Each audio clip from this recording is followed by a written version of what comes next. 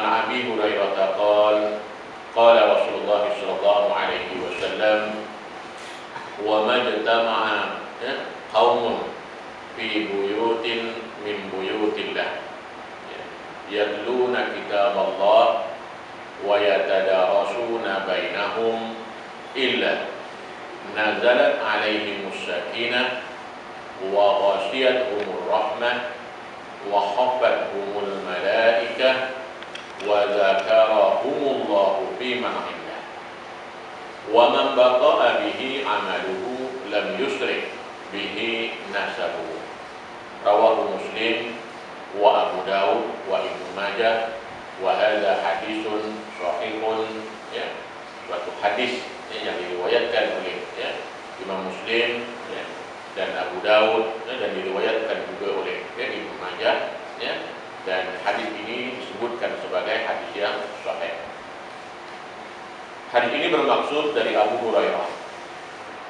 Rasulullah sallallahu alaihi wasallam bersabda, tidaklah satu kaum itu berkumpul di rumah, di salah satu rumah, yaitu rumah-rumah Allah. Wa majtama'a qaumun fi baitin min buyutillah, dalam satu rumah daripada rumah-rumah Allah. Apa yang mereka lakukan? Yatluna kitaballah, mereka membacakan kitab Allah dan mempelajarinya. Wa yatadarasunahu, bertadarus dengan kitab Allah, mentadabbur kitab Allah. Apa yang berlaku kepada seorang muslim yang berada dalam situasi yang seperti itu? Mereka yang membaca kitab Allah dan mempelajarinya, kecuali turun kepada mereka ketenangan. Ini suatu yang dijanjikan oleh Nabi sallallahu alaihi wasallam, bahawa kita akan memperolehi suatu ketenangan, suatu rahmat yang diturunkan oleh Allah kepada hamba-Nya, dan rahmat menyeliputi mereka, yaitu suatu perkara yang disebutkan sebagai kasih sayang Allah, suatu yang disebut sebagai pemeliharaan Allah kepada hamba-Nya, dengan Allah menyeliputkan, menyeliputi diri seorang muslim, melingkungi diri seorang muslim itu dengan rahmatnya. Kemudian disebut para malaikat mengelilingi mereka, wa ghashiyatuhumur rahmah wa khafathumul malaikah, dan para malaikat mengelilingi mereka, dan Allah memuji mereka di hadapan makhluk yang ada di sekelilingnya. Wa dzakarahumullahu biman indah. Yang menarik, selain daripada apa yang disebutkan di atas, ialah ending kepada hadis ini. Wa man baqa'a bihi amaluhu lam yusrik bihi nasabuhu. Barang siapa yang kurang amalannya, maka nasabnya tidak akan mengangkatnya. Jadi dalam suasana kita menghidupkan rumah-rumah Allah Subhanahu wa taala, dengan solat berjamaah, dengan wirid zikir, dengan tilawah Quran, dengan berdoa, tafakur, kemudian di rumah-rumah Allah Subhanahu wa taala kita menghidupkannya dengan majlis ilmu. Barang siapa yang tak suka dengan perkara yang seperti ini, amalan yang seperti ini, tak datang pun dia ke rumah-rumah Allah Subhanahu wa taala. Dia bukan menjadi sebahagian daripada mereka yang berkumpul di rumah-rumah Allah Subhanahu wa taala. Wa man baqa'a bihi amaluhu lam yusrik bihi nasabuhu. Barang siapa yang kurang amalannya, tak suka dengan apa yang disebut, maka nasabnya tidak akan mengangkatnya. Anak-anaknya tak akan menyebut bahawa ayah dia orang Kristian, keluarganya tak akan menyebut, jirannya tak akan menyebut, sahabat-sahabatnya tak akan menyebut, warisan-warisan yang ditinggalnya tak akan menyebut. Bila dia dah tak ada, tak akan disebut. Atau ketika dia hidup, tak juga disebut, oleh keluarganya, oleh nasabnya, oleh adik-beradiknya. Sekarang ni mudah kalau kita tengok, kalau ada kawan kita telefon masa ni dan kita tak apa, ya, kita tak angkat, ya, kita tak jawab, ya, maka orang yang call itu beranggapan, oh ni masih tak mati kan, ya. Ataupun, ya, kalau dia tanya, saya call tak jawab, baru lepas subuh, ya, kita biasanya pukul 7 baru sampai rumah kan, ada kuliah subuh dan sebagainya, ya. Jadi maknanya secara tidak langsung bahawa kita menyebut suatu perkara yang baik, dan perkara yang baik itu disebarkan oleh manusia, ya, disebarkan oleh manusia. Jadi penting kepada hadis, ending hadis ini, ya, kalau sekiranya, ya, kita bukanlah daripada golongan, ya, orang yang suka mengimarahkan rumah-rumah Allah Subhanahu wa taala, ya, maka isteri pun tak sebut, anak pun tak sebut, keluarga pun tak sebut, kawan pun tak sebut, jiran pun tak sebut, ya. Kita tahu bahawa bila, ya, pukul 5.30, pukul 6, dah ada 6.10 dan sebagainya, kita start motor, start kereta, bunyi motor, bunyi kereta, jiran kita dengar, ya, jiran kita dengar, ya, satu rumah, dua rumah, apatah lagi kalau, ya, kenderaan kita bunyi kuat, ya, kenderaan kita bunyi kuat, ya. Jadi maknanya keluar rumah itu, ya, sudah disebut oleh jiran, ya, sudah disebut oleh kawan-kawan, ya, sekian orang, ya, sekian haji dan sebagainya, simpulan dia dah keluar menikmati, bangun abah, bangun isteri, bangun abah, ya, mandu orang, mandu orang. Ya. Jadi ini perkara yang disebut di dalam hadis ini, ya. Wa man bata'a bihi amaluhu lam yusra' bihi nasabu. Barang siapa yang kurang amalannya, tak cukup, dia tak suka kepada, ya, berkumpul di rumah Allah, dia tak suka kepada pengajian ilmu, dia tak suka kepada wirid zikir, dia tak suka kepada, ya, berhimpun dan berkumpul, ya, di rumah-rumah Allah Subhanahu wa taala, sedangkan di situlah tempat berkumpulnya segala kebaikan, ya, kebaikan yang berganda, ya. Kalau kita lihat tentang fadilat berjamaah, sejak daripada rumah sampai, ya, dia balik rumah semula, ganjarannya melimpah ruah. Dan disebutkan di dalam hadis, man shalla bardaini dakhala al-jannah, ya, siapa yang solat berjamaah, ya, dalam keadaan dua waktu yang dingin, ya, kita ni tak dingin mana lah, dingin ekor ni, ya. Dingin ni waktu musim sejuk. Tak, ni kalau di Syria, cuba tengok, ya, bagaimana pejuang-pejuang, kemerdekaan, ya, Syria, ya, sentiasa berbaju lengkap, ya. Dia bukan pakai baju biasa-biasa, ya, baju sejuk, ya, sebab, ya, musim sejuk belum habis lagi, ya, di Syria, musim sejuk belum habis lagi, dan mereka keluar rumah itu dengan wuduk dan memakai wangian. Kalau mengikut cerita, ya, mereka yang, mengkaji tentang, ya, suasana jihad, ya, di bumi Syria, mereka keluar, ya, dengan, ya, mandi, pakaian yang bersih, memakai wangian, sebab, ya, harapan mereka untuk balik itu, ya, mungkin tinggal peratusannya begitu rendah. Harapan mereka ialah bila pergi, mereka mendapat status sebagai syuhada, ya, mereka mendapat status sebagai syuhada. Jadi disebutkan man shalla bardaini dakhala al-jannah, siapa yang sembahyang berjamaah dalam dua waktu yang sangat sejuk. Ini disebut di situ oleh dalam tafsir hadis, ya, solat Isya dan solat subuh berjamaah, waktu yang sangat mencabar, ya. Kalau musim sejuk boleh bayangkan, siapa-siapa duduk UK, duduk US, duduk Australia, duduk Jepun, duduk Korea, kawasan negara sejuk, ya. Dan dia, menguatkan dirinya untuk pergi berjamaah, maka Allah janjikan kepadanya syurga.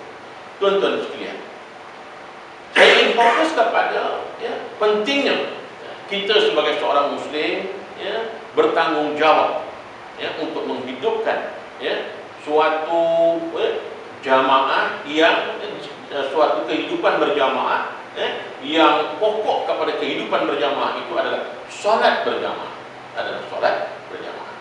Bermula daripada hadis Nabi sallallahu alaihi wasallam, an Mu'adz bin Jabal, ya, anna Nabiyya sallallahu alaihi wasallam qala, ya, inna syaitana zibul insan kazibil ghanami ya'khudhu syatal qasiyah wan nakhiyata fa iyyakum wasyi'aba wa 'alaikum bil jama'ati wal 'amati wal masjid. Ya, rawahu Imam Ahmad. Dari Mu'adz bin Jabal, Nabi sallallahu alaihi wasallam bersabda, sesungguhnya syaitan adalah serigala terhadap manusia. Nah, ini cerita syaitan. Syaitan ini serigala kepada manusia. Ini bukan kawan. Ya. Disebut serigala, ya, ini binatang kuat. Ya. Yang ia boleh, ya, memberi ataupun, ya, mengancam kehidupan manusia. Ya. Sama, ya, kazib bil ghanami ya'khudhu syatil qasiyah wan nahiyah.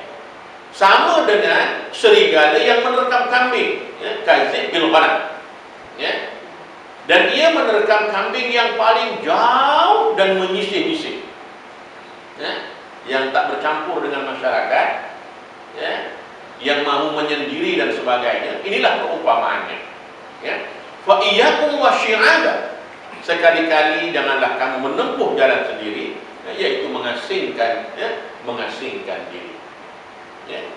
Jadi ini, ya, disebut oleh Nabi Shallallahu Alaihi Wasallam, ya, syaitan itu, ya, umpama serigala, ya, kepada manusia.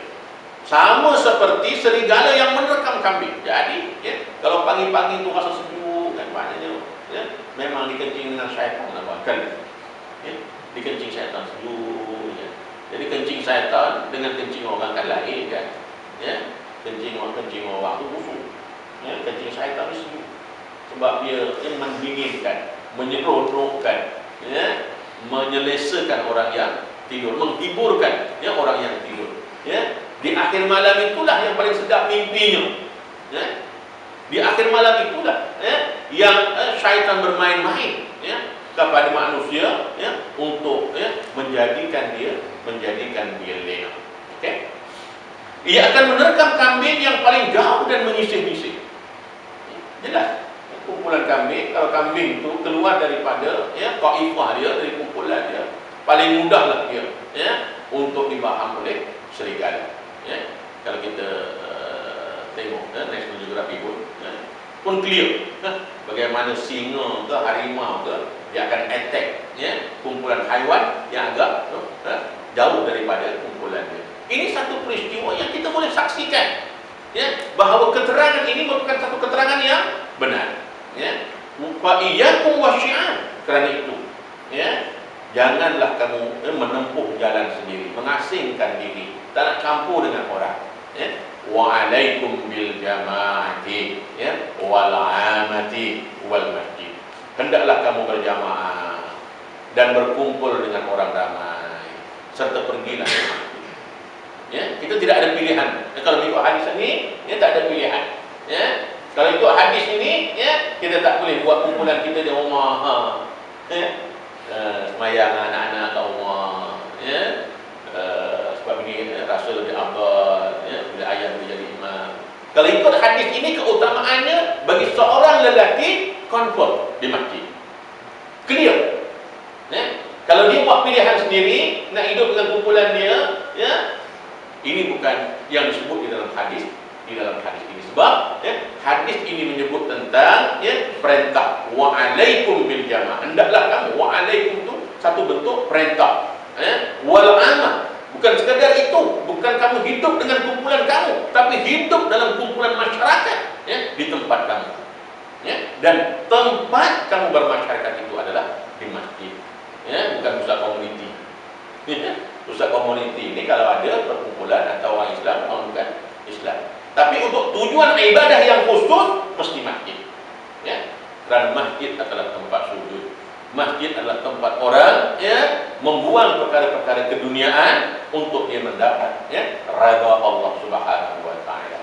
Masjid adalah tempat, ya, dia, ya, mendapatkan, ya, kebaikan-kebaikan. Masjid adalah terbukanya pintu-pintu kebaikan kepada umat manusia. Ya, dengan sebab masjidlah kita berpesan-pesan. Dengan sebab masjidlah kita menyampaikan ilmu Allah Subhanahu wa taala. Dengan sebab masjidlah kita memberi tazkirah, Dengan masjidlah, dengan sebab masjidlah kita membaca ayat-ayat Allah Subhanahu wa taala. Dengan sebab masjidlah kita bertanya khabar. Banyak perkara yang diselesaikan bermulanya daripada masjid. Kemudian saya ingin menekankan tentang masjid, tempat berkumpul, dan tempat berkumpul itu adalah bermulanya kepada mendirikan solat. Kerana solat itu merupakan suatu perkara yang amat pokok di dalam agama Allah Subhanahu wa taala. Rasulnya amri al-islam wa umudihi as-salah wa zirwatu sanamihi al-jihad. Sebesar-besar perkara dalam urusan kehidupan ini adalah jadi kita menjadi orang Islam. Kita mendaulatkan Islam, kita berpegang dengan Islam, kita beramal dengan Islam, kita mengangkat kedudukan agama Allah Subhanahu wa taala ini di sisi manusia. Kita menyampaikan, berdakwah agar manusia ini menerima dan beriman dengan agama yang telah mengeluarkan manusia. Yukhrijuhum minaz zulumati ila nur, mengeluarkan manusia daripada kegelapan, daripada kesesatan, daripada kekufuran kepada iman, kepada hidayah, kepada mereka tunduk terhadap apa yang telah diperintahkan oleh Allah Subhanahu wa taala. An Quraisy bin Qubaisah qala qadimtul Madinata faqultu Allahumma yassirli jalisan salihan qala fajalastu ila Abi Hurairah faqultu inni sa'altullah ay yarzuqani jalisan salihan fahaddatsani bi haditsin sami'tahu min Rasulillah sallallahu alaihi wasallam la'alla Allah ay yanfa'ani bihi faqala sami'tu Rasulullah sallallahu alaihi wasallam yaqul inna awwala ma yuhasabu bihi al-'abdu yawmal qiyamati min 'amalihi salatuhu fa in salahat faqad aflaha wa anjaha wa in fasadat faqad khaba wa khasira. Rawahu At-Tirmidzi. Dari Quraisy bin Qabisah. Quraisy bin Qabisah bila kita selidiki bahawa Quraisy bin Qabisah ini dia bukan sahabat. Dia merupakan kumpulan tabi'in. Dia berkata, aku datang ke Madinah, lalu aku berdoa. Qadimtul Madinata faqultu. Maknanya dia penduduk bukan penduduk Mekah dan penduduk Madinah. Dia orang luar. Mungkin Mesir, mungkin Iraq, mungkin bumi Syam. Bumi Syam itu ialah Syria, Jordan, Lebanon. Yang telah dipecah-pecahkan oleh penjajah jadi 3. Asalnya bumi Syam. Yang disebut di dalam hadis adalah bumi Syam.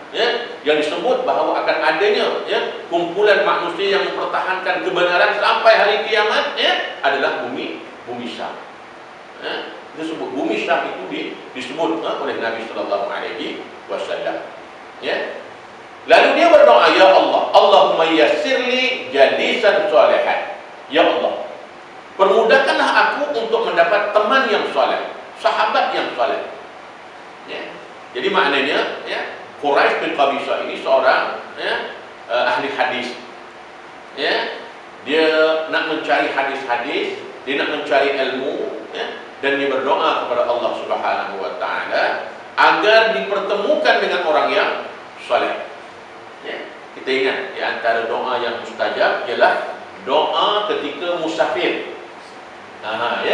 Salah satu doa yang mustajab, doa ketika musafir. Inilah doa Quraisy bin Qabisah. Ketika dia keluar daripada kampung halamannya menuju ke Madinah, dia berdoa, Allahumma yassirli jalisan salihan. Ya Allah, pertemukanlah aku dengan seorang teman yang saleh. Quraisy bin Qabisah kemudiannya berkata, lalu aku berteman dengan Abu Hurairah. Fajalastu ila Abi Hurairah. Sampai ke Madinah, Allah pertemukan dia. Madinah kan ramai orangnya. Tiba-tiba Allah lorongkan dia kepada Abu Hurairah. Abu Hurairah ini adalah sahabat Nabi sallallahu alaihi wasallam. Maknanya bagaimana seorang tabi'in dia tak jumpa dengan Nabi, ya, tetapi dia berjumpa dengan sahabat-sahabat Nabi sallallahu alaihi wasallam, ya. Lalu dia berteman, ya, dengan Abu Hurairah, ya. Aku kemudian berkata kepadanya, ya, faqultu inni sa'altullaha ayyarzuqani jalisan shalihan, ya. Sesungguhnya aku telah memohon kepada Allah agar memberiku rezeki seorang teman yang saleh. Ya. Ada dua doa. Doa pertama, ya, dia mohon kepada Allah Subhanahu wa taala agar dipertemukan dengan orang saleh, bertemukan dengan orang alim, ya, di Madinah. Kemudian yang kedua, ya, beri aku rezeki. Ayyarzuqani jalisan shalihan. Ya, berikan aku rezeki, boleh aku duduk, boleh aku bersahabat. Ya, yang pertama tadi bertemu. Yang kedua ialah bersahabat pula, boleh duduk dengan dia, boleh, ya, ngeteh dengan dia, ya, boleh cerita tentang, ya, apa yang dia dengar daripada Nabi sallallahu alaihi wasallam. Ya, jadi maknanya bab rezeki ini, ya, bukan makan minum tadi tuan-tuan. Ya, mengikut hadis ini, ya, ayyarzuqani jalisan shalihan.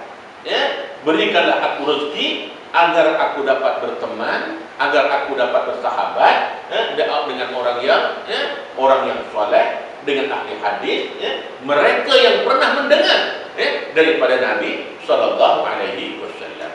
Ya, jadi maknanya sehat pun rezeki, ya, dapat bersahabat dengan orang saleh pun rezeki, mendapat ilmu daripada orang saleh pun rezeki, ya, mendapat bimbingan daripada orang saleh adalah rezeki. Selain daripada rezeki yang kita faham, makan, minum, ya, kemudian melimpah ruahnya, ya, hasil sawit, ya, hasil pertanian, ya, saham yang sentiasa naik tak jatuh-jatuh, ya, kita, yang kita faham rezeki, ya, sebelum itu begitu. Ya, tetapi rezeki dalam konteks hadis ini ialah, ya, dapat kita dapat, ya, memperoleh satu nikmat, ya, nikmat sehat, nikmat dalam keadaan beragama, nikmat dalam keadaan kita beriman, nikmat dalam kita mendapat sumber ilmu yang benar, ya, sumber ilmu yang membimbing kita kepada, ya, hidayah Allah Subhanahu wa taala. Ya, maka bacakanlah, ya, fa haddatsani bi hadisin sami'tahu min Rasulillah sallallahu alaihi wasallam. Maka bacakanlah kepadaku hadis, ya, yang pernah engkau dengar daripada Rasulullah sallallahu alaihi wasallam, la'alla Allah ay yanfa'ani bihi.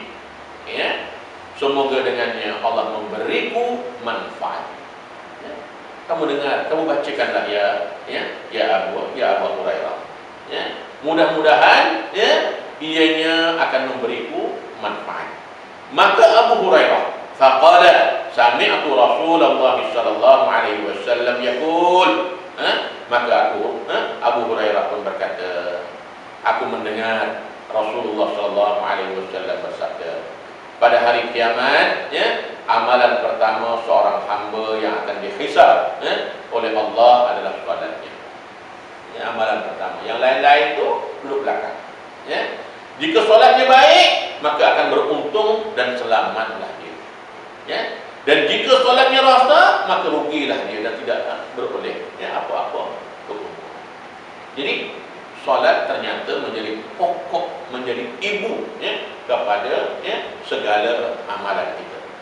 Yang hadis yang saya bacakan, ya, di awal tadi, ya, Ra'sul amri al-Islam wa umudihi as-salah wa zirwatu sanamihi al-jihad. Sebesar-besar perkara dalam kehidupan ini kita mesti pegang Islam, beramal dengan Islam, dan seterusnya, ya. Dan kemudian tiang pokok kepada Islam mesti salat, wa umudihi as-salah. Ya, tak mungkin, ya, seorang yang, ya, bersemangat dengan agama Allah Subhanahu wa taala, ya, berkuliah, berceramah, ya, kemudian, ya, mempertahankan agama Allah Subhanahu wa taala, tiba-tiba tak solat, tak mungkin. Ya. Ataupun orang yang seperti ini tidak keluar ke masjid, tidak berjamaah. Ya. Ini menunjukkan satu perkara yang tidak betul, dipahami dalam keadaan yang tidak betul. Wazir wa tusanamihi al-jihad. Kemuncak kepada amal Islam itu adalah jihad. Ya. Jadi jelas, kalau solatnya bagus, yang lain-lain itu insya-Allah. Kalau solatnya rosak, maka yang lain-lain itu akan rosak dan beradalah ya dia dalam suasana kerugian. Ya. Jadi kita fokus kepada slide. Tidak termasuk.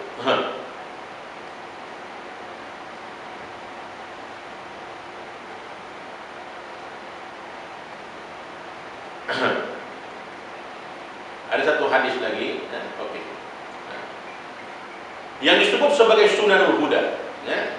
An Abdullah bin Mas'ud radhiyallahu anhu qala, ya, man sarrahu ay yalqa Allah ghadan, ya, musliman falyuhafiz ala haula'i salawati haitsu yunada bihim fa inna Allah syara'a li nabiyyikum sallallahu alaihi wasallam sunanul huda wa innahunna min sunanil huda, ya, rawahu Muslim.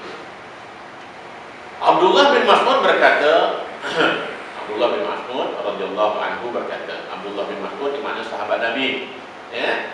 Ada tafsir Abdullah bin Mas'ud, ada tafsir Ibnu Abbas, ya. Ada tafsir Ibnu Abbas, ada tafsir Ibnu Mas'ud.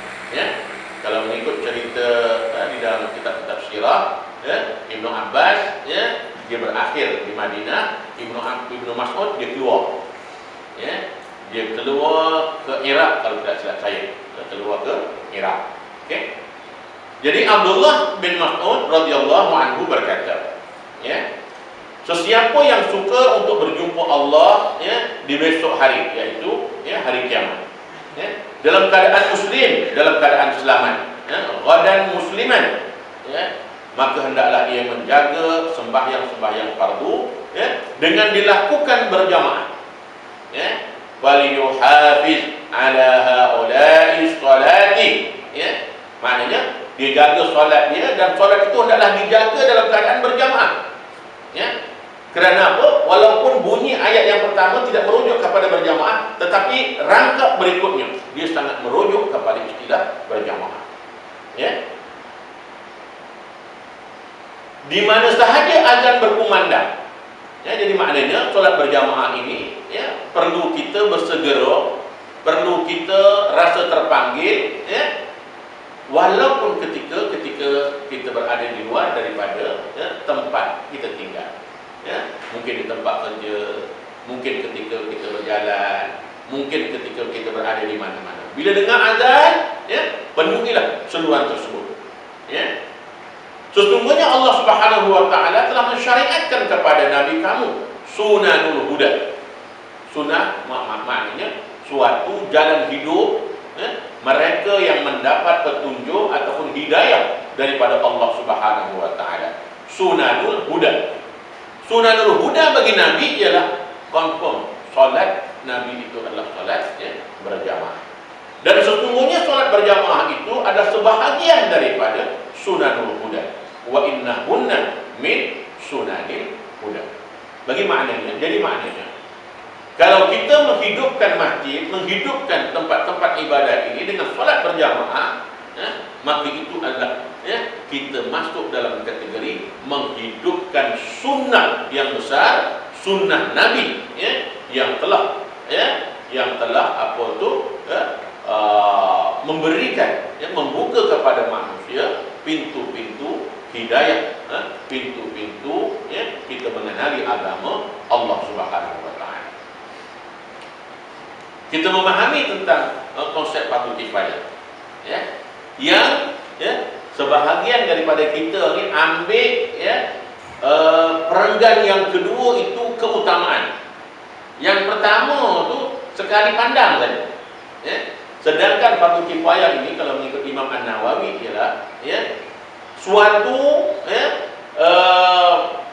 suatu kewajipan, ya, yang dituntut ke atasnya semua orang Islam yang mukallaf. Semua orang Islam yang mukallaf. Maknanya apa? Ia merupakan satu kewajipan yang dituntut kepada agama Allah Subhanahu wa taala yang dikatakan muslim yang mukallaf. Mukallaf itu maknanya, ya, dia balik, dan dia berakal. Dia berakal dan dia balik. Ya, maknanya kalau seseorang itu tidak berakal, akalnya kurang. Ya, seseorang itu yang sudah sampai kepada usia nyanyuknya, pikul, nyanyuk dan pikul. Ya, pada ketika itu akalnya itu sudah tidak sempurna. Ya, maka taklif syarat sudah terlepas daripadanya. Kerana syarat kepada taklif, pertanggungjawaban syarat, hukum itu diletakkan di bahu seorang muslim ialah akalnya sehat dan kemudian dia balik. Kalau akal sehat tak balik tidak juga. Balik dan akalnya mesti sehat. Jadi maknanya setiap individu muslim yang mukallaf dia tidak terlepas daripada kewajiban untuk mendirikan solat berjamaah. Apabila sebahagian umat Islam melaksanakannya, maka terlepaslah tanggungjawab itu daripada seluruh umat Islam. Yang di bawah itu yang ditegak. Setelah sekumpulan buat, hak lain tak baik. Itu yang jadi surau kita ni, masjid kita ni kurang orang. Kan? Jadi muncul.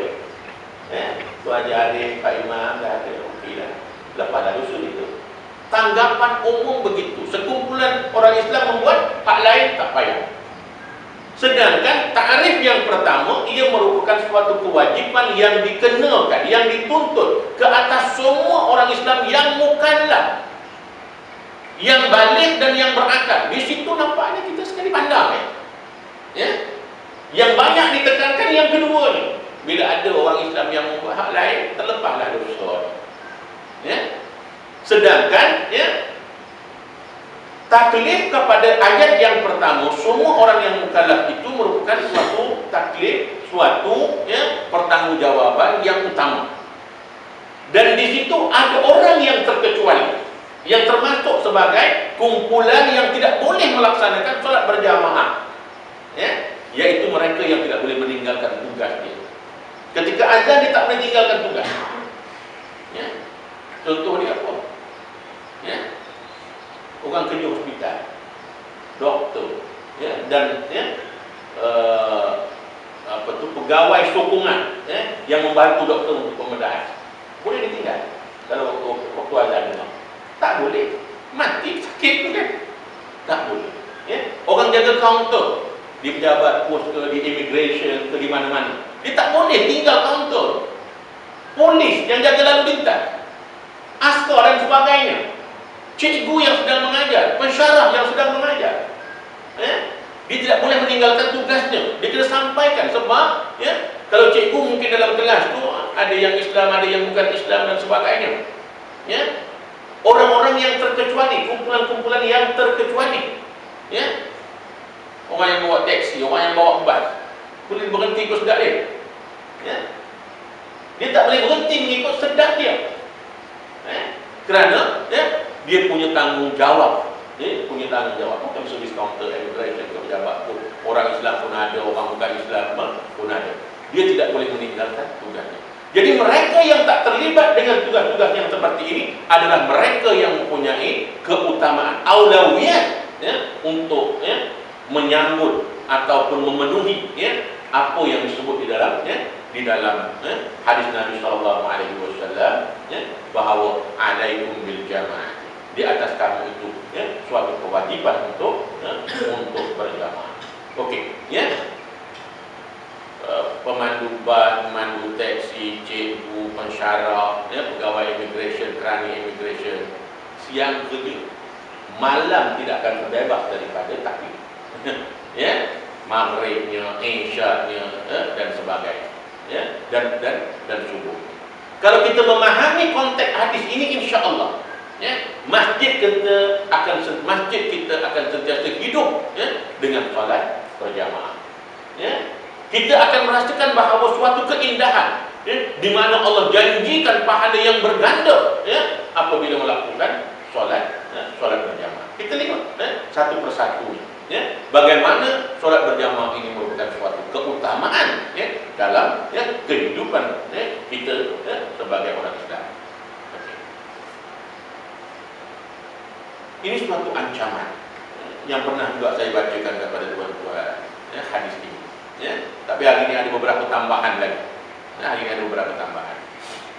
An Abi Hurairah qala Rasulullah sallallahu alaihi wasallam, "Wa laqad hamamtu an amura bis salati fa tuqama, thumma amura rajulan fa yusalla bin nas, thumma antaliqa ma'iya bi rijalin ma'ahum khuzamun min hadabin ila qaumin la yashhaduna as-salata fa uharriqa alaihim buyutahum bin nar." Ya. Rawahu Imam Bukhari, ya, wa Imam Muslim. Hadis ini daripada Abu Hurairah radhiyallahu anhu. Rasulullah sallallahu alaihi wasallam bersabda. Rasulullah sallallahu alaihi wasallam bersabda, "Sesungguhnya memang aku bercadang menyuruh diiqamahkan sembahyang, dan aku suruh seorang untuk mengimami para jemaah." Ya, mana Nabi, ya, suasana ini berlaku, ya, bila nak iqamah, ya, dilihat sahabat-sahabat tak ramai, ya, dalam masjid. Okey. Jadi, ya, ketika bila nak mengiqamahkan, Nabi melihat sahabat-sahabat tak ramai, ya, lalu Nabi mengatakan, ya, aku, ya, suruh, ya, aku berhasrat untuk menyuruh seorang untuk mengimami para jamaah. Ya, Nabi tak jadi imam hari itu. Ya, okey. Dan aku pula keluar dengan beberapa lelaki yang membawa bersama mereka beberapa ikatan kayu api. Wah, itu dia. Nabi nak pergi, ya, keluar daripada masjid, ya, dengan beberapa pemuda nak kumpulkan kayu api. Ya, untuk pergi ke rumah-rumah orang yang tidak hadir untuk solat berjamaah. Ya, zaman Nabi maknanya mereka yang jumpa Nabi itu semua sahabat. Ya, okey. Kecuali adalah yang dikatakan munafik, musyrikin. Munafik pun jumpa Nabi, golongan musyrikin pun jumpa Nabi. Ijikum la balaltum wa laqad ra'aituna wa ma yatahallafu anha illa munafiqun ma'lumun nifaq. Ya, rawahu Muslim. Abdullah bin Mas'ud, ya, Abdullah bin Mas'ud, ya, berkata, "Sekiranya kamu sembahyang di rumah-rumah kamu seperti orang yang tidak hadir itu sembahyang di rumahnya." Kamu nak sembahyang kat rumah seperti orang yang tak mau berjamaah itu sembahyang di rumah, maka kamu telah meninggalkan sunnah Nabi kamu. Ya, la taraktum sunnata nabiyikum. Kamu meninggalkan sunnah Nabi kamu. Ya, dan jika kamu meninggalkan sunnah Nabi kamu, nescaya kamu sesat. Walau taraktum sunnata nabiyikum la dalaltum. Oh, itu dia. Kan ancaman itu kan. Tadi nak dibakar. Ya, yang ini, ya, diancam. Kalau nak bersantai-santai seperti orang yang tak mau, sembahyang berjamaah, nak sembahyang di rumah dan sebagainya, kamu sesat. Orang Islam yang sesat. Nah, itu dia. Ya. Orang Islam juga tetapi hilang panduan dia. Ya. Walaqad ra'aituna, kemudian disambung dengan hadis Nabi. Ya, di hadis berikutnya. Dan kami para sahabat menganggap, ya, tiada yang tidak hadir untuk berjamaah melainkan munafik yang jelas kemunafikannya. Jadi maknanya yang tak pergi berjamaah itu dia mewarisi sifat-sifat munafik.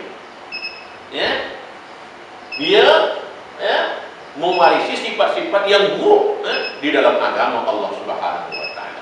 Kita lihat, ya, 4 sifat munafik yang disebut di dalam hadis Nabi, ya, riwayat Imam Muslim.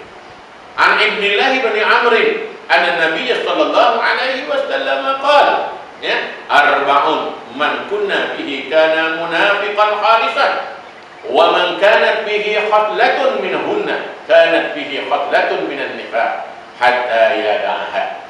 Idza tumina khana wa idza haddatsa kadzaba wa idza ahada ghadara wa idza khasama fajara. Ya, dari Abdullah bin Amr, Abdullah bin Umar. Sesungguhnya Nabi sallallahu alaihi wasallam bersabda, ada 4 perkara. Jika sesiapa yang mempunyai 4 perkara tersebut, maka ia merupakan orang munafik. Ada 4 sifat ni, kalau semua 4 sifat ni ada pada batang tubuh dia, confirm dia munafik. Kalau ikut hadis ni, confirm. Sesiapa yang bersifat dengan salah satu daripadanya berarti dia bersifat kemunafikan. Ada sifat-sifat munafik pada tubuhnya. Daripada 4 ada 1 daripadanya. Ada 2 daripadanya. Ada 3 daripadanya. Ya, maka dia memiliki ciri-ciri kemunafikan. Kalau 4 semuanya ada, confirm bahawa batang tubuh ini adalah batang tubuh orang-orang yang munafik. Ya, kita ingat orang munafik ni ada dalam masjid Nabi, sembahyang dengan Nabi. Orang munafik sembahyang juga. Orang munafik baca Quran juga. Tetapi orang munafiklah yang memusuhi Nabi sallallahu alaihi wasallam ketika mereka mereka ketika mereka di belakang Nabi sallallahu alaihi wasallam. Apa sifat tersebut? Maknanya sehingga dan sifat-sifat ini akan menjadi sifat pada batang tubuhnya, yaitu sifat munafik, sehingga hatta yada'a, sehingga ditinggalkan. Kalau ada, tinggalkan. Kalau masih dikekalkan, itulah dia sifat munafik. Apa dia? Apabila dia bercakap, dia berbohong. Orang datang masjid ni, orang Islam ni, masih ada budaya pada dirinya kalau cakap dia bohong. Okey, itu yang pertama. Apabila dia beri amanah, dia khianat. Apabila diberi amanah, dia khianat. Apabila dia berjanji, dia mungkir. Janji dia mungkir. Apabila berlaku pertikaian, dia kelahi bersama orang Islam. Luar biasa nakal. Luar biasa. Cerita orang Melayu punya kelahi lah kan. Dia tak puas hati, dia main yang sapu di sini kena di sana, tiup di sini kena di sana. Jadi ini suatu benda yang luar biasa. Kalau dia kelahi, luar biasa nakal. Jadi maknanya, kalau diberi amanah dia khianat, kalau dia berbicara dia bohong, kalau dia berjanji dia mungkir, dan kalau dia berkelahi, luar biasa kenakalan. Maknanya kenakalan itu melampaui batas. Kalau ada 4 sifat ini, sah. Hadis ini menyebut sah bahawa inilah batang tubuh orang munafik yang hidup di dalam masyarakat kita. Kalau ada salah satu daripada 4, dia mempunyai sifat-sifat kemunafikan. Kerana itu hatta yada'aha, sehingga ditinggalkan. Maknanya baiki diri kita, perbetulkan diri kita, murnikan sifat-sifat yang telah ada pada diri kita. Kalau ada ciri-ciri itu, segeralah kita membuangnya. Hatta yada'a, maknanya sehingga dia meninggalkan. Kalau kita dah tinggalkan 4 perkara ini, insya-Allah bersihlah diri kita daripada sifat-sifat nifaq. Ini yang dikatakan bahawa kewajiban yang sangat dituntut. Sebab orang yang uzur juga, walaupun dia uzur, dia tidak dikecualikan daripada solat berjamaah. An Abdullah bin Mas'ud radhiyallahu anhu qala, wa laqad kana ar-rajulu yu'ta bihi yuhada baina ar-rajulaini hatta yuqama fi as-saff. Abdullah bin Mas'ud radhiyallahu anhu berkata, dan sesungguhnya ada seorang lelaki di kalangan kami yang uzur, ada sahabat Nabi yang uzur, dibawa juga untuk berjamaah dengan dipapah. Kita demam Ustaz. Ustaznya pun tak kata demam, ustaznya pun tak mati. Jadi kadang-kadang kita kena bila kita membaca hadis ini, kita kena meningkatkan keupayaan kita. Pening-pening sikit tu bukan alasan. Sebab ini dipapah ni, hadis sahabat dipapah. Maknanya tak boleh bangun sahabat ni. Dipapah dan kemudian diletakkan di stok. Dipapah oleh 2 orang sehinggalah dia diletakkan di dalam stok. Jadi maknanya, kalau orang itu sehat, maka tidak akan gugur taklif terhadap diri. Kecuali dia menanggung kerja-kerja yang tidak boleh ditinggalkan tadi. Semalam ada kawan kita tanya di Taman Dawati lah. Dia polis. Malam tugasan dia ialah mengawal lalu lintas Cap Gome. Cap Gome malam. Betul tak? Tapi semalam, akhir malam tadi kan, daripada semalam, kata tugasan dia tu tak ada petang sampai ke malam. Mana juga? Jadi kawan kita ni antara jemaah Tegal, tapi dia polis. Dia kena menjaga lalu lintas untuk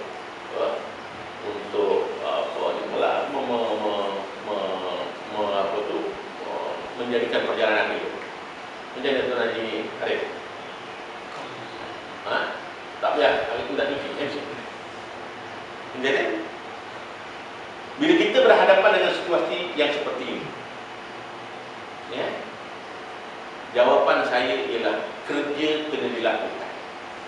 Sebab kerja dia bukan untuk cap boming, kerja dia untuk menjaga sebab-sebab tertentu yang ia tidak boleh meninggalkan satu perkara yang lebih penting untuk dia menyempurnakan suatu kewajiban.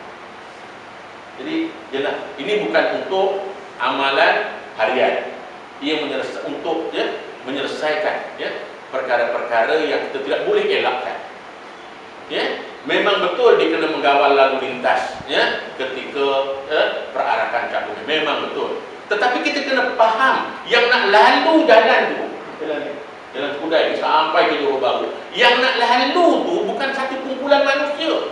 Kita pun nak lalu, India pun nak lalu, yang ada agama pun nak lalu, yang nak, semua orang nak lalu jalan tu. Jadi kalau tak dikawal dengan betul, semua orang akan ada masalah. Betul tak tidak? Macam juga trafik, maka boleh kawalan trafik oleh polis, sama juga. Jadi maknanya daripada tidak solat, ada kaedah untuk menyempurnakan. Tidak solat langsung itu tak betul. Jadi alhamdulillah. Jadi dalam soal ini ialah apabila seseorang itu dalam keadaan yang kufur, sunnah yang berlaku di zaman Nabi Sallallahu Alaihi Wasallam, sahabat-sahabat Nabi dipapak oleh dua orang dan diletakkan di dalam solat.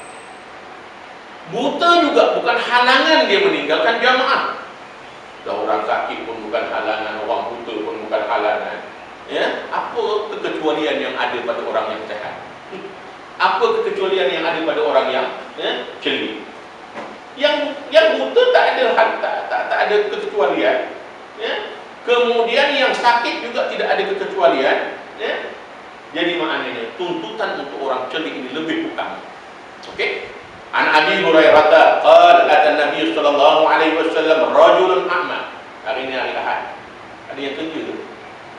Ini lepas kuliah subuh nak sambung kuliah subuh. Boleh nak ambilkan slide ni? Boleh tak? Boleh ya? Okey. Panjang sikit dah. Lama tak mari dah. Okey. Rajulun a'ma faqala ya Rasulullah innahu laysa li qa'idun yaquduni ila al-masjid. Fasa'ala Rasulullah sallallahu alaihi wasallam ay yurahhasa lahu fayusalli fi baitihi fayurahhasa lahu falamma walla da'ahu faqala hal tasma'u nida' bi salati qala na'am qala fa'ajib. Dari Abu Hurairah radhiyallahu anhu, dia berkata, seorang buta pernah menemui Nabi sallallahu alaihi wasallam dan berkata, wahai Rasulullah, saya tidak memiliki seseorang yang akan menuntunku ke masjid. Aku tak ada kawan, nak bimbing dia, nak tuntun dia, nak bawa dia ke masjid. Lalu dia meminta keringanan kepada Rasulullah sallallahu alaihi wasallam untuk salat di rumah. Ketika sahabat itu berpaling, baginda kembali bertanya, apakah engkau mendengar panggilan solat, azan? Lalu itu menjawab, benar. Baginda bersabda, penuhilah seruan tersebut, hadirilah solat berjamaah. Walaupun tak ada, mula-mula Nabi diam saja. Kemudian Nabi kata, kedengaran kau? Sahabat dia kata, dengar. Walaupun buta. Jadi, ketika kamu dengar, penuhilah tuntutan untuk berjamaah. Penuhilah.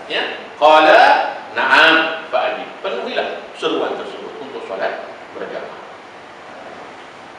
Nah, ini cerita zaman Nabi, zaman di Madinah. Mungkin ada harimau, mungkin ada singa. Kalau ada binatang buas juga bukan kekecualian. Okey, Ani bin Ummi Maktum qala Rasulullah sallallahu alaihi wasallam innal madinata katsiratul hawan wa shiban wa shiban faqala Nabi sallallahu alaihi wasallam atasma'u hayya 'ala shalah hayya 'ala falah fa hayya 'ala ya. Dari Ibnu Ummi Maktum dia berkata, wahai Rasulullah, ya, sesungguhnya di kota Madinah banyak ya, binatang berbisa dan binatang buas. Ya, kali ini duduk di jalan raya lipan ya, dan sebagainya. Ya, kemudian tambah pula dengan ada harimau. Ya, kita gambarkan ini 1400 tahun dulu. Ya, kalau sekarang kita ada lah kan. Ya, yang ada kereta yang lalu dalam yang mungkin boleh ditarifkan sebagai binatang buas. Kereta laju-laju tak boleh. Ya, jadi kalau ada binatang buas pun tidak mengecualikan dia. Ya, maka Nabi bersabda, apakah kamu mendengar seruan azan hayya 'alas shalah hayya 'alal falah? Kerana itu penuhilah. Walaupun banyak binatang buas, banyak binatang berbisa, solat berjamaah juga. Ya, bukan ke suatu kecualian. Cerita orang Buddha Abdullah bin Ummi Maktum. Ini orang Buddha. Kalau kita baca sejarahnya, inilah sahabat Nabi yang diberikan tugas, ya, sebagai kalau Nabi keluar, diganti Nabi sebagai imam. Dia menjadi muazzin Rasulullah sallallahu alaihi wasallam. Ya, dia menjadi penjaga kota Madinah. Ya, dan ya, Abdullah bin Ummi Maktum ini merupakan dalam sirah disebut inilah sahabatnya yang pergi rumah ke rumah, door to door. Ya, pintu ke pintu, ya, untuk menyampaikan dialah yang berdakwah, pergilah solat berjamaah, pergilah solat berjamaah, ya, menyampaikan Islam daripada pintu ke pintu. Inilah dia Abdullah bin Ummi Maktum. Ini makam, ya, Abdullah bin Ummi Maktum. Ya, dia syahid dalam satu peperangan yang disebutkan peperangan Qadisiyah, Al-Qadisiyah. Ya, dimakamkan di Syria. Ya, mudah-mudahan makamnya ya tidak terjejas dengan sebab ya banyaknya bom, ya, sekat dan sebagainya yang dibom ke kawasan orang Sunni. Ya, di zaman Nabi dia minta kekecualian tak ikut perang. Di zaman Sayyidina Umar, oleh kerana perang Qadisiyah memerlukan penglibatan, ya, semua orang Islam yang bertenaga, yang berupaya. Ya, di akhirnya ya, Abdullah ibn Ummi Maktum ya, minta kebenaran dengan Sayyidina Umar, dan Sayyidina Umar ya, membenarkannya, dan tugasnya ialah membawa bendera. Ya, dan dia akan meredah ya, musuh ya, dan di akhirnya syahidnya Abdullah ibn Ummi Maktum dengan kesan-kesan ya, tetapkan calar-calar yang banyak ya, tundukkan dan syahid ya, di medan perang Al-Qadisiyah. Perang Qadisiyah dimenangi oleh Islam. Ya. Ini hadisnya. Ya, An Salim ya, ibn Abdullah an abihi anna Rasulullah sallallahu alaihi wasallam qala inna Bilalan yu'azzinu balilin ya, faqulu washrabu hatta yunadi ibnu Ummi Maktum thumma qala wa kana rajulan a'ma la yunadi hatta yuqal lahu ya asbahta rawahu Al-Bukhari itu ada riwayat ketiga dari Salim bin Abdullah dari bapaknya bahwa Rasulullah sallallahu alaihi wasallam bersabda, sesungguhnya Bilal mengumandangkan azan ketika suasana masih malam. Ini cerita bulan Ramadan. Maka makanlah dan minumlah sampai kalian mendengar azan ya, Ibnu Ummi Maktum. Ini nak cerita azan 2 kali. Dalam sunnah, dalam sirah, azan 2 kali. Itulah yang menjadi amalan ya, penduduk Mekah, penduduk Madinah, dan penduduk Saudi, dan penduduk negeri-negeri yang berada di sekitarnya. Sama ada Mesir saya tak pasti, tapi Jordan confirm. Ya, bumi Syam confirm azan 2 kali. Ya. Yang jadi masalah kita tak buat yang ni, kita terakhir itu bukan sunnah. Ini jadi masalah kita. Ya, saya kuliahkan perkara ni awal. Kalau Bilal dah bersedia, tak apa, kita boleh melakukan. Tapi kalau masjid, ya, wajar dia membuatnya sebab ya,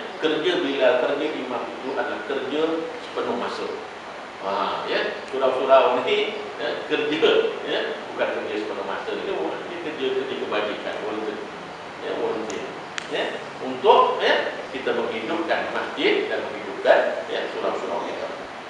Ini 2 ayat cerita khusus mengenai Abdullah bin Umi Maktum. Surah Abasa cerita tentang Nabi ditegur kerana Abdullah bin Umi Maktum datang, Nabi buat tak kisah saja. Ayat ini membetulkan sifat tidak kisah Nabi sallallahu alaihi wasallam. Ayat yang kedua cerita kedudukan orang yang tidak pergi berperang. Ini cerita zaman Nabi minta Abdullah bin Maktum minta izin, macam mana nak pergi perang, aku tak nampak musuh macam mana. Tetapi kedudukan orang yang pergi berperang adalah lebih mulia. Kerana itulah di zaman Sayyidina Umar dia merayu, aku nak ikut juga. Dan akhirnya Abdullah bin Maktum syahid dalam perang Qadisiyah. Wanita, keharusan wanita. Jadi kalau wanita tu nak datang berjamaah, jangan larang dia, ikut abang. Anak-anak dah besar, tak ada kawan di rumah, nak ikut pergi berjamaah, jangan larang dia. Okey. Ani bin Umar anna Rasulullah sallallahu alaihi wasallam qala la tamna'u ima Allahi masajidallah. Jadi Abdullah bin Umar, anak Sayyidina Umar, Rasulullah sallallahu alaihi wasallam bersabda, janganlah kamu menghalang para wanita untuk datang ke masjid Allah. Kalau dia nak ikut, tak mau. Lebih lagi anak-anak dah besar. Tapi kalau anak kecil-kecil lagi, menyusu dan sebagainya, keutamaan wanita ini adalah untuk solat di rumah. Yang itu clear. Poin dia ialah kalau dia nak pergi, jangan kata, oh tak boleh. Maknanya kalau dia nak pergi, jalan. Setelah dia tidak ada tanggungjawab utama, tanggungjawab utama. Sebab selepas kewafatan Nabi sallallahu alaihi wasallam, isteri-isteri Nabi itu pada malam-malam Ramadan memang ditemui beriktikaf di masjid. Ketika Nabi ada, mereka tak keluar. Mereka ketika Nabi dah tak ada, Nabi dah wafat, mereka juga adalah antara sahabiah yang memenuhi masjid pada malam-malam Ramadan untuk beriktikaf. Mudah-mudahan yang ini mengenai fadilat-fadilat yang biasa tuan-tuan dengar. Subuh lebih baik dari subuh, Isya adalah lebih baik. Ini berbanding dengan solat berjamaah pada waktu yang lain. Subuh seolah-olahnya mendirikan sembahyang malam sepanjang malam. Seolah-olahnya. Kalau Isya separuh daripada malam. Inilah dia kemuliaan-kemuliaan yang berganda yang disebutkan. Banyak sangat kebajikan-kebajikannya apabila menghidupkan solat berjamaah. Jadi kita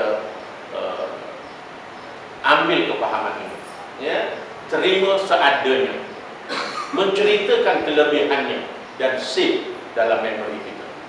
Jangan tak save pula. Bila tak save tu ala bukankah orang Islam tu asal sembahyang tu masuk syurga.